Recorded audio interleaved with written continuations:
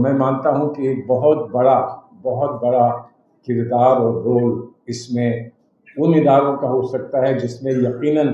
جامعہ کی شناخت آتی ہے، کیونکہ یہیں سے آزادی کا پیغام پھیلا تھا۔ آپ کی پیدائش آزادی کی پیدائش سے جڑی ہوئی ہے، اور اس لیے مجھے پورا یقین ہے کہ ہندوستان کے سیکولر نظام،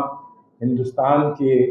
یکجہتی اور ہندوستان کے مستقبل کے لیے جو رول جامعہ پلے کر سکتی ہے، اس رول کو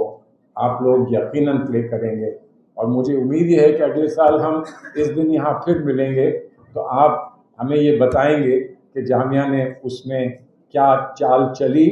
کیا قدم پیشی کی، اور کس حد تک جامعہ اس میں کامیاب ہوئی۔ آج جب یہاں آتے ہیں تو یاد آتے ہیں، بہت سارے قصے یاد آتے ہیں، ان کا ذکر میں کر دوں۔ اور وہ ذکر یہ ہے کہ جامعہ میں سے ہی تعلق رکھنے والے ہمارے میاں کے بہت جن سے میاں کی بڑی قربت تھی، شمع زیدی کا نام آپ لوگوں نے سنا ہوگا۔ یہ بات میں نے ذاکر صاحب سے خود سنی ہے کہ انہوں نے ایک دن کہا، راشٹرپتی بن گئے تھے، اور راشٹرپتی بنتے ہیں تو بہت سارے دوست احباب پرانے لوگ آ کے ملنا چاہتے ہیں، کوشش کرتے ہیں کہ آپ کے قریب آ پائیں۔ تو وہ ایک ریسیپشن سے لوٹ کر آئے تھے اور انہوں نے یہ کہا کہ آج مجھے شمع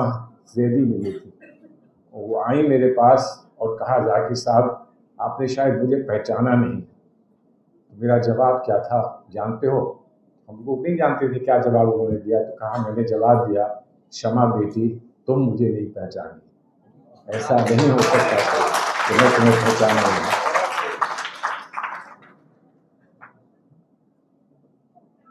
ان کے سلسلے میں بہت ساری باتیں کہی جا سکتی ہیں، یقیناً بہت ساری باتیں کہی جا سکتی ہیں، لیکن میں یہ سمجھتا ہوں کہ ایک انسان اور ایک ٹیچر کی شناخت میں اس سے بہتر اور کوئی بات ہو نہیں سکتی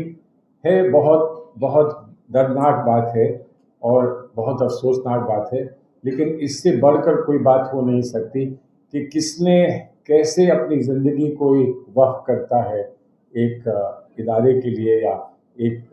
کاز کے لیے، کیسے وقف کرتا ہے۔ ایک قصہ ہے کہ وہ ایک دن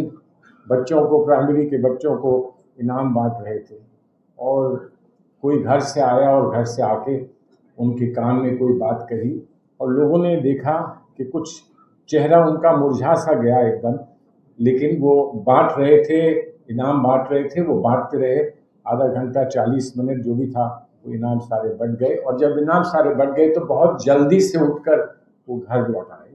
اور لوگ پیچھے آئے اور پوچھا کہ کیا ہوا ذاکر صاحب، کیا ہوا؟ تو انہوں نے کہا کہ معاف کرنا، مجھے واپس اس لیے لوٹنا پڑا کہ مجھے خبر یہ ملی تھی کہ میری ننھی بچی کا انتقال ہو گیا ہے۔ تو پھر لوگوں نے کہا کہ ذاکر صاحب اگر ایسا تھا تو اس وقت ہمیں بتا دیتے اور آپ ہم کو